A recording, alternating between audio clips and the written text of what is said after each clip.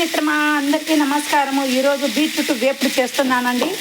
Beetroot చూడండి చాలా సన్నగా తరుక్కోవాలండి. బీట్రూట్ ముక్కలను చూడండి ఇలా తరుక్కొని తర్వాత గోలంలో నూనె వేసి తర్వాత గింజలు వేసి ఒట్టిమిర్చి కరివేపాకు ఎర్రగడ్డ తెల్లవాయ కాయలు 4-5 కాయలు వేసి మనం ఇట్లా దూరగా వేగిన తర్వాత ఈ ముక్కలను వేసి బీట్రూట్ ముక్కలను వేసి ఇట్లా దూరగా వేయించుకోవాలండి.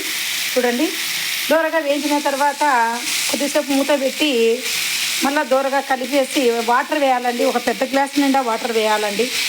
ఈ గ్లాస్ నిండా వాటర్ వేయాలండి. వేసి మూత పెట్టి మళ్ళీ కొద్దిసేపు ఉన్న తర్వాత మూత తీసి ఇలా చూడండి అలా వేయించుకున్నట్లయితే నీటి తేమంతా ఇంకిపోవాలండి. చూడండి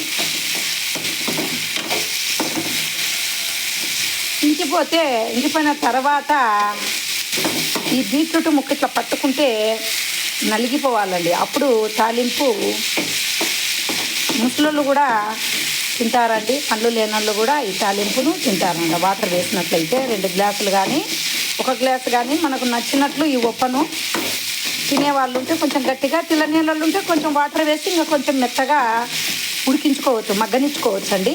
చూడండి మగ్గిన తర్వాత స్టవ్ ఆఫ్ చేసి చూడండి పప్పుల పొడి వేయాలండి. చూడండి పప్పుల పొడి వేసి మనకు తగినంత కారం తినేంత వేసి ఇలా కలపాలండి.